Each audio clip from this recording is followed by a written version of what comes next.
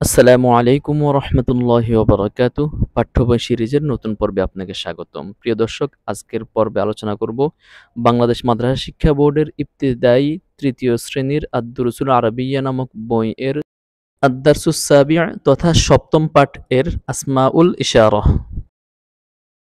ভালোভাবে বুঝার সুবিধার্থে শব্দার্থগুলো জেনে নেই।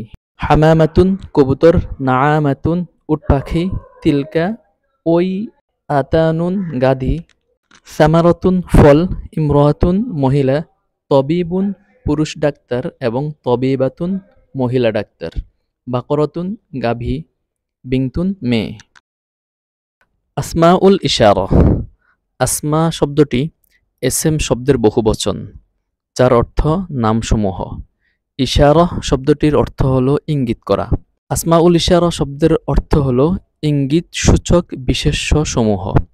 আরবি বাক্যে পদ তিন প্রকার: এসেম, পেয়েল, হরফ। এসেম হলো বিশেষ্য, পেয়েল হলো ক্রিয়া এবং হরফ হলো অব্যয়।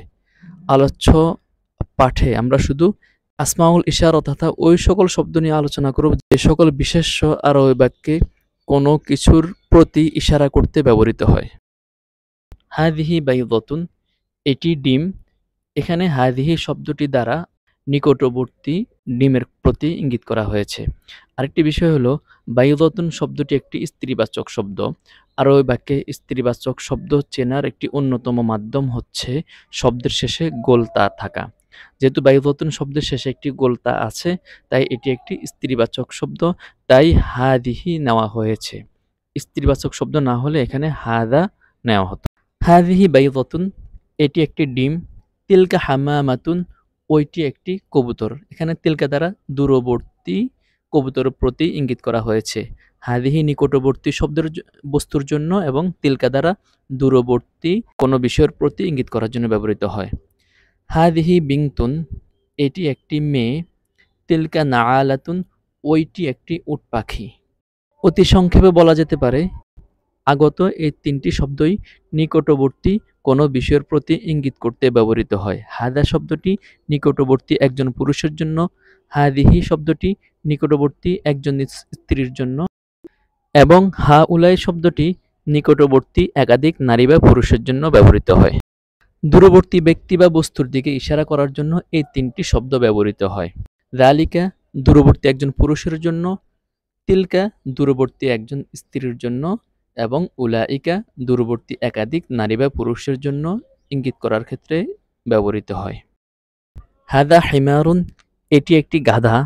তিলকা আতানুন, ওইটি একটি গাধি। তবে আতানুন শব্দটি শাব্দিক দৃষ্টিতে স্ত্রীবাচক নয়, জন্মগতভাবেই এটি স্ত্রীবাচক শব্দ।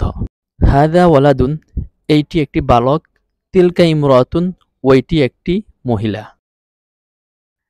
যালিকা তবিবুন, ওইটি একটি পুরুষ ডাক্তার। তিলকা তবিবাতুন, ওইটি একটি নারী ডাক্তার।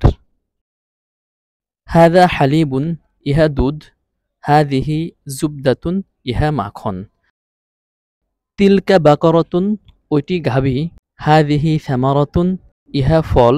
তিলকা হালওয়াউন, ওইগুলো মিষ্টি বা মিষ্টান্ন। তাদরিবাত বা অনুশীলন। আকরাউ আকতুবু, আমি পড়ি ও লিখি।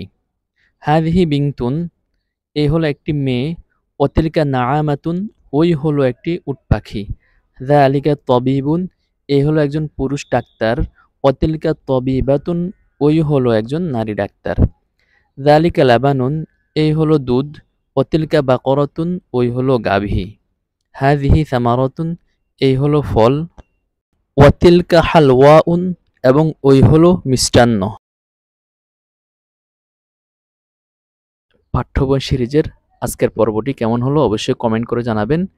এই চ্যানেলের ভিডিওগুলো ভালো লাগলে এবং পরবর্তী ভিডিওর জন্য চ্যানেলটি সাবস্ক্রাইব করতে ভুলবেন না। আজ এ পর্যন্তই। আসসালামু আলাইকুম ওয়া রাহমাতুল্লাহি ওয়া বারাকাতুহু।